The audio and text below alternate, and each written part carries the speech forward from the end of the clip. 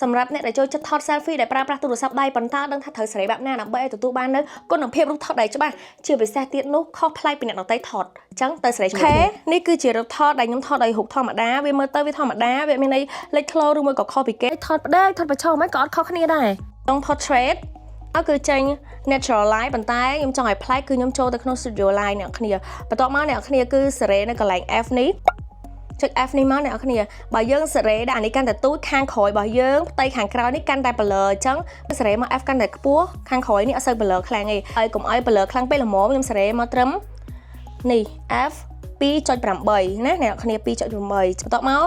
ខ្ញុំគ្រាន់តែចូលទៅកន្លែងបូកដកនេះអ្នកគ្នាចាហើយបន្ទាប់មកខ្ញុំសេរីតម្លាក់មកវិញខ្ញុំដកមក 0.3 អ្នកគ្នា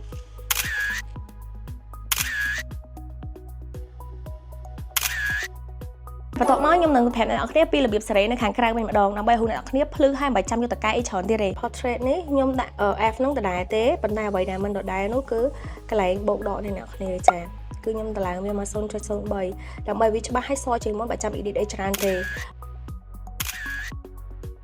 អញ្ចឹងចង់ដឹងអីទៀតពីដាណា